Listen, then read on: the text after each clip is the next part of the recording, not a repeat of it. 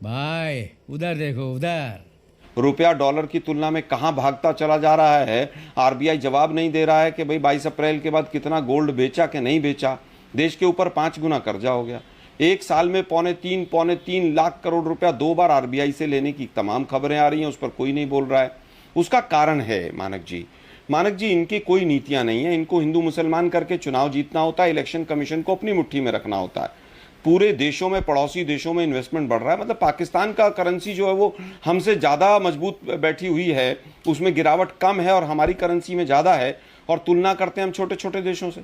अरे भाई, उनकी जितनी आबादी 5 देशों का जो शरद कोहली जी ने नाम बताया, उनकी 5 की आबादी मिला लें तो उत्तर प्रदेश से आधी है। तो ये कंपैरिजन करके लोगों को गुमराह मत कीजिए। अप्रैल और मई के महीने में 2 लाख करोड़ से ज़्यादा जो है वो करेंसी फ्लाई हुआ है। तो ये तो कह रहे हैं साहब वो मुनाफा लेकर चले गए। अरे भाई, मुनाफा लेकर चले गए तो हमारी तो ऐसी तैसी कर गए ना। वो सरकार क्या कर रही थी? सरकार ने ऐसा माहौल क्यों नहीं बनाया कि वो और मुनाफा यहां कमाते? क्राइसिस के समय पे निकल गए तो हमारी ग्रोथ स्टोरी हो गई है। मोदी जी ने देश को गड्ढे में पहुंचा दिया है और मोदी जी को अब सब समझ गए। वो 56 इंच का सीना, पाकिस्तान के 2 टुकड़े और कर देंगे हम, ये कर देंगे हम, वो कर देंगे, और भाषण दे दे के निकल गए चुपचाप। राफेल में दलाली खा के कोई जांच नहीं होती इस सरकार के अंदर। राफेल की दलाली खाई, बोफोर्स की दलाली भूल गए, जीप दलाली भूल गए। भर खानदान दलाली करते आया 3 पुश्तों तक। यहाँ पे राफेल की दलाली बात बोल रहे हैं। चौकीदार चोर है पे कान पकड़ के माफी मांगनी पड़ी थी कोर्ट में, तब भी अकल नहीं आई। मैं तुम्हें अभी समझा। देश के अंदर अपना घर का गोल्ड गिरवी रख के लोग किस्तें चुका रहे हैं, ईएमआई दे रहे हैं, खाने के लिए नहीं है। 85% एक साल में बढ़ा है। गोल्ड बैंकों में गिरवी रखो या मुथूट पे गिरवी रख के अपने घर को चलाना, और उसके बाद पेपर लीक हो रहे हैं। पर मोदी जी हैं तो विश्व गुरु बनेंगे हम। ये इस तरह की जो भ्रम फैलाते हैं ना लोग ऑडी गाड़ी में बैठ के, मुझे लगता है कि उनको सोचना चाहिए कि देश का किसान जो है उसकी आय लगातार घटती चली जा रही है। आप उसके बारे में बात नहीं कर रहे। इंपोर्ट लगातार बढ़ता चला जा रहा है, उस पर एक शब्द नहीं बोलेंगे। बैलेंस ऑफ पेमेंट का गैप बढ़ता चला जा रहा है। लगभग 1.5 लाख करोड़ का जो एक्सपोर्ट गल्फ कंट्रीज में था, पिछले 3 महीने में वो 25% पर आ गया है। जो 110 रुपए पर केजी किराया दुबई का था, वो 550 रुपए पर पहुंच गया है। फिर हम एक्सपोर्ट में कैसे कंपीट करेंगे? और दुर्भाग्य यह है कि हमारा डिवैल्यूएशन हो रहा है रुपये का, और उसके बावजूद हमारा जो है एक्सपोर्ट नहीं बढ़ रहा है। स्किल डेवलपमेंट की हालत यह है कि पिछले 6 महीने में 0.6% स्किल डेवलपमेंट का बजट यूज हुआ है। मेक इन इंडिया पे जितना एडवर्टीजमेंट पे मोदी जी ने पैसा खर्च किया था, 17% से मैन्युफैक्चरिंग सेक्टर का जो कंट्रीब्यूशन जीडीपी में है वो घट के 12.5% पे आ गया है। आप फिर बार बार बात कर रहे हैं। अरे भाई, 30 लाख पासपोर्ट सरेंडर हो गए इस देश के अंदर, 30 लाख पासपोर्ट, और मैक्सिमम बड़े बिजनेसमैन गए हैं। मैक्सिमम पैसा दुबई में और बाकी देशों में शिफ्ट हो रहा है। लेकिन मोदी जी हैं तो मुमकिन है सब चंगा सी, मतलब पता नहीं क्या क्या भाषण देके चले जाते हैं लोग। अरे भाई, यूएसए के साथ ट्रेड डील और हो जाने दो, फिर दिन में तारे नजर आ जाएंगे। वो जो एप्स्टीन फाइल और ट्रंप से डर के जो काम कर रहे हैं ना मोदी जी, $500 बिलियन का इंपोर्ट अगर 5 साल में करेंगे तो हमारी इकोनॉमी का भट्टा बैठ जाएगा। ये झूठ है। तुम्हें शर्म है कुछ? बड़े नाराज लग रहे हैं आलोक जी, बहुत गुस्सा में बेचारे। राहुल गांधी जी को फॉलो कर रहे हैं ना, 24 घंटा नाराजी में रहते हैं। और राहुल गांधी जी की बात क्या करनी है भाई? मानक भैंस पूंछ उठाएगी तो क्या सोना निकालेगी? सुप्रीम कोर्ट के न्यायाधीश, chief justice, chief election commissioner, सब कुछ जब इन्हीं को रिपोर्ट करते हैं तो लीडर ऑपोजिशन काहे बने हो बबुआ? पीएम बन जाओ, सारा चीज सुधर जाएगा ऐसे डंडा उठा के। क्या कहना चाहते हैं आलोक जी? राहुल गांधी क्यों कह रहे हैं कि इमरजेंसी लगानी पड़ेगी और 1 साल में पीएम नहीं रहेंगे नरेंद्र मोदी? देखिए, पीएम नहीं रहेंगे वो एक पॉलिटिकल एंगल है कि भाई जिस तरह के देश में हालात होते चले जा रहे हैं, तमाम लोगों से उनका भरोसा उठेगा। और ये लोग हम केवल नहीं कह रहे हैं, तमाम एजेंसियां भी कह रही हैं, और उन्होंने तमाम लोग जो जो उनको मैसेज दे रहे हैं, फीलर्स दे रहे हैं, वो भी बताया। लेकिन दुर्भाग्य ये है कि 12 साल में इस देश की अर्थव्यवस्था का जो भट्टा बैठा है, उसी का नतीजा है कि किस तरह से उन्होंने इंटरनल जो फैक्टर्स होते हैं, इंटरनल जो हमारे शॉक एब्जॉर्वर्स होते हैं, उनको सबको समाप्त कर दिया। क्योंकि पूरी नीति जो है वो अडानी के ऊपर केंद्रित हो गई। अभी देखा होगा किस तरह से जांच एजेंसियों का यूज़ हो रहा है, वेदांता के ऊपर क्या हो रहा है, किस तरह से हम चौथी से दोबारा से छठी अर्थव्यवस्था पर चले गए, पर कैपिटा इनकम में 100 से ऊपर चले गए। 24 घंटा अराजकता फैलाने के चक्कर में मैं कह रहा हूं सुनामी आएगी, आर्थिक इमरजेंसी, मोदी इमरजेंसी लगा देगा 1 साल बाद, मोदी सरकार गिर जाएगी। अरे जब इमरजेंसी लगा देगा तो नानी याद आती है क्या हमेशा?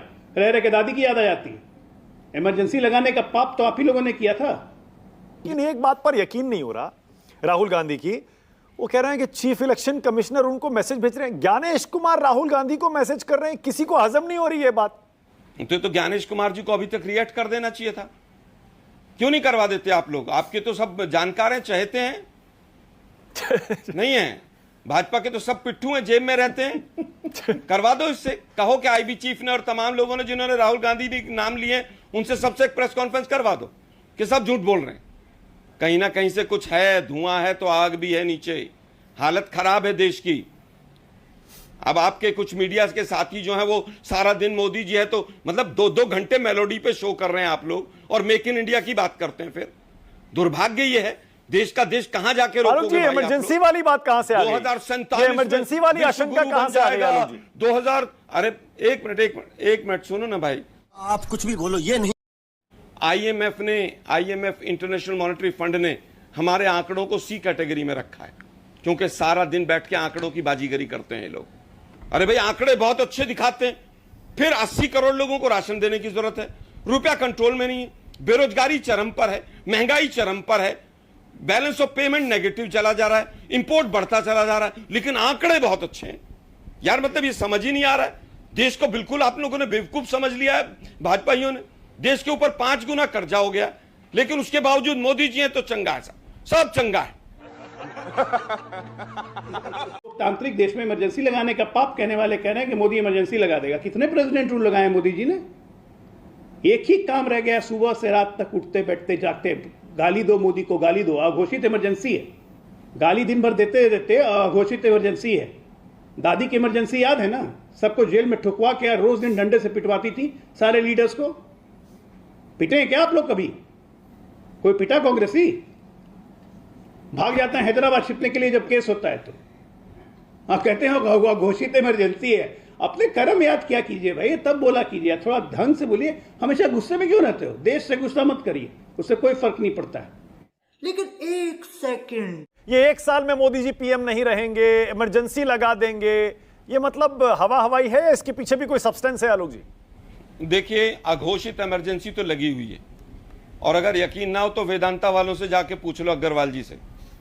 जो आवाज उठाएगा अडानी के खिलाफ, उसी के यहां ईडी सीबीआई पहुंच जाएगी। आपने लोकतंत्र का बिल्कुल गला घोट रखा है। बंगाल में क्या हो रहा है? हमारी राजनीतिक प्रतिद्वंद्विता किसी से हो सकती है?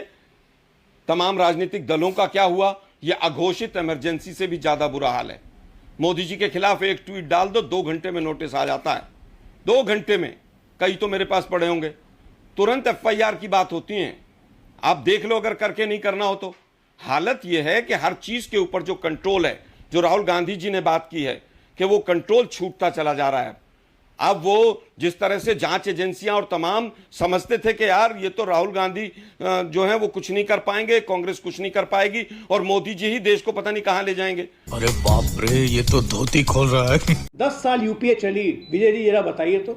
4.5 से लेके 5.8% का कैपिटल करंट डेफिसिट अकाउंट हमेशा रहा। हम 1.2 पे लेके चल रहे हैं, तब भी आपको कहते हैं कि हमारी इकोनॉमी में खोट है। 3.25 लाख करोड़ रुपए का इनके बीमा का, इनका ऑयल बॉन्ड का पैसा हमने चुकाया, और तब भी हमारी इकोनॉमी में खोट है। 1.8 ट्रिलियन का ये छोड़ के गए थे, 4.3 ट्रिलियन तक हम ले आए। आप खुद ही कह रहे हैं हमारी इकोनॉमी में खोट है। पर कैपिटा इनकम डबल कर दिया हमने 10 सालों में। आप 88% बोल रहे थे, डबल से ज्यादा हो चुका है। हमारी इकोनॉमी में खोट है। ये आपके देश की इकोनॉमी है साहब। वियतनाम से हमारी इकोनॉमी कंपैरिजन नहीं की जा सकती है। आज के डेट में हम ग्लोबल साउथ की बात अगर नहीं कर रहे होते, आज के डेट में जिस तरह से गल्फ का स्ट्रीम इफेक्टेड है, हमारे एक्सपोर्ट्स अमेरिका में इफेक्टेड है, जो सबसे बड़ा हमारा मार्केट होता था, आज हम ग्लोबल साउथ के कारण अपना एक्सपोर्ट एंड्स को मीट कर रहे हैं। फॉरेन एक्सचेंज का मेन रिजर्व वही है। तो अगर हम ग्लोबली अपनी वैश्विक पहुंच नहीं बनाएंगे, अपने स्ट्रैटेजिक रिजर्व को मजबूत नहीं करेंगे, इस स्थिति में अगर हम पे कोई आक्रमण हो जाता है, उससे निपटने के लिए हमारे पास 6 महीने की ताकत नहीं होगी, तो देश किस खड्डे में जाएगा? जरा सोचिए आप लोग यहाँ जितने लोग पैनल में बैठे हुए हैं। जितनी बार बोल सकते हैं झूठ बोलो। मैंने पहले ही कहा कि झूठ का कारोबार चरम पर है। नालंदा से ही शुरू कर लेते हैं। नालंदा में इंटरनेशनल कन्वेंशन हुआ था और नालंदा का जीर्णोद्धार हुआ था, और नीतीश कुमार जी वहीं टहल रहे थे मनमोहन सिंह जी के साथ, और उसके जो मेन सूत्रधार थे वो श्रीवास्तव जी थे लखनऊ के।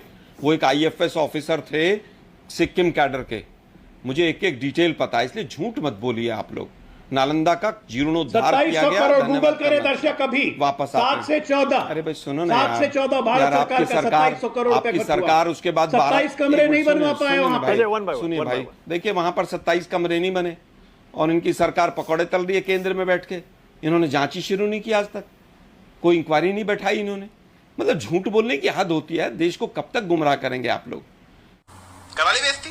फिजिकल डेफिसिट ये कहते हैं साहब 1.2% पर आ गया। फिजिकल डेफिसिट अगर इतना कम आ रहा है आपका, तो देश के ऊपर कर्जा क्यों बढ़ रहा है? करंट अकाउंट डेफिसिट, आपके सारे हाईवेज आज current account deficit, current account मान लीजिए, फिजिकल डेफिसिट मान लीजिए, बजटरी डेफिसिट मान लीजिए, मैं तीनों की डेफिनेशन भी बता दूंगा। आप तीनों के ऊपर अपने कसीदे कसते हैं कि हम इनको कंट्रोल कर रहे हैं। मैंने अभी एक आंकड़ा आपको दिया कि एंटरप्रेन्योरशिप का जो पैसा अलॉट हुआ उसमें 0.6% अभी तक यूज हुआ 6 महीने में। अगर आप खर्चा नहीं करेंगे तो घाटे कम होते चले जाएंगे। करंट अकाउंट और कैपिटल अकाउंट का डिफरेंस अभी पूछ लूंगा तो आप हंसना भूल जाएंगे। वापस आता हूं। देखिए दिक्कत यह है मानक जी कि सारे के सारे हाईवेज बैंकों के पास गिरवी रखे हैं। सारे के सारे पूरे हाईवेज बैंकों के पास गिरवी रखे हैं। दिल्ली से देहरादून आप जाते हैं, पहले एक टोल होता था मेरठ बाईपास का, आज 6 टोल हैं। तुम्हें मालूम नहीं हम कौन है? और सारे के सारे टोल कई कई गुना बढ़ गए। और उसके बाद ये कह रहे हैं कि साहब हम तो घाटों को अजय कम कर आलोक, रहे हैं, अजय आलोक आपकी बारी है, फिर आगे जा रहा हूं। 50 साल तक हम टोल देंगे। और अगर इतना अच्छा था, राहुल गांधी जी ने हमेशा कहा नोटबंदी ब्लंडर था, डॉक्टर मनमोहन सिंह जी ने कहा ब्लंडर था। कोरोना में जो बात हमने कही, कोरोना में हमने जो बात कही, प्लीज अब रुक जाइए अजय आलोक, एप्स्टीन फाइल से डर के रशिया से तेल खरीदना बंद कर दे। अब रुक जाइए आलोक जी प्लीज। अजय आलोक, अजय आलोक कभी बोलिए। कांग्रेसियों में कभी विकसित भारत का विजन ही नहीं था। कांग्रेसियों में कभी विकसित भारत का विजन ही नहीं था। एक्सप्रेसवे का कभी कॉन्सेप्ट ही नहीं था। इनको ये कॉन्सेप्ट ही नहीं था कि डिफेंस में हम आत्मनिर्भर हों, डिफेंस में ब्रह्मोस हम बनाएं और एक्सपोर्ट हम करें। ये कॉन्सेप्ट ही नहीं था। इनका कॉन्सेप्ट था कि ऑस्ट्रिया से ग्लॉक पिस्टल तक खरीद के लाओ ताकि उसमें दलाली खा सके, तो भी बोफोर्स की लाओ और गोले भी बाहर से मंगवाओ ताकि उसमें दलाली मिल सके। ये कभी मेक इन इंडिया में कभी इनका बिलीव ही नहीं था। और झूठे यहां बात फैलाते हैं। हुए कि नहीं पहले हुए? कहते थे कि मोदी जी ने इतने कर्जे ले लिए। अब आप बताइए ना, आप 2G में क्या दर्शकों को हुआ? ये भी चेक करना चाहिए। सारे आपके 2G दर्शकों वाले को। बरी कर दिया अरे आपने। रुकिए एक मिनट, वो तो मैं अपनी बात फोर्स खत्म में कर लूं। बीच में फल अभी फैलाइए नहीं मत। जाना मिर्ची है। लगती है मैं जानता हूं। हुआ था कि नहीं हुआ मिर्ची था? लगती है मैं जानता हूं। आप कब उछलने तक झूठ लगते हैं। बोलोगे भाई? आप उछलने लगते हैं मैं कब तक जानता झूठ हूं बोलोगे? आपको। कब तक कांग्रेस मिर्ची लगती है आपको। करोगे? सुनिए तो सही। आपकी अभी एक और जिम्मेवारी चीज कब है? बताता हूं। एक और चीज बताता हूं। एक विजय जी भी एग्जाम हैं, ढंग से नहीं करा विजय पाते जी भी हैं हैं। मेरे सारी सामने। संस्थाओं का भट्टा बैठा दिया है। तो लेने के देने पड़ गए।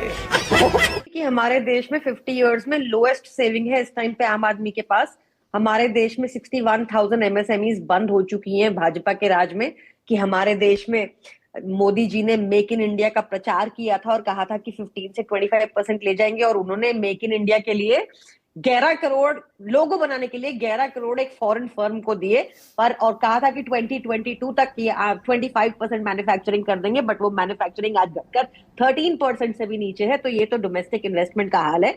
आपके शो के जरिए मुझे पता चला कैपिटल गेन्स टैक्स हटा दिया गया है, बट वो सिर्फ गवर्नमेंट बॉन्ड्स पे हटाया गया है। और फिर मेरा क्वेश्चन है कि भाई डोमेस्टिक वालों पे भी थोड़ा तरस कर दो, चाहे गवर्नमेंट बॉन्ड्स नहीं करो। हमने क्या पाप किए? आपने बिल्कुल ही कमर तोड़ दी। चाहे वो आगरा की लेदर इंडस्ट्री हो वो ठप हो गई, वो उठ के बांग्लादेश चली गई। चाहे फिरोजाबाद की चूड़ी बनाने वाली इंडस्ट्री हो वो आपने ठप कर दी, वो उठ के वियतनाम चली गई। आप किस तरह का माहौल यहाँ पे दिए? वो हाल ही में टेस्ला ने, जो एक फॉरेन इन्वेस्टमेंट हमारे देश में आनी थी, उसने बताया कि यहाँ पर माहौल इतना खराब है, प्रदूषण इतना ज्यादा है, लोग क्रॉनिकली इल है। हमारे देश में लोग क्रॉनिकली इल होते जा रहे हैं मानक जी, क्योंकि बात मोदी जी तो एक पेड़ लगा कर दिखा देते हैं, बट पीछे से जंगल के जंगल काट देते हैं, जैसे हासदियों में काट दिए, जैसे मुंबई महाराष्ट्र में काट दिए। तुम चुल्लू भर पानी में जाके डूब के मर जाओ। इतना छोटा पहले कभी नहीं हुआ हो।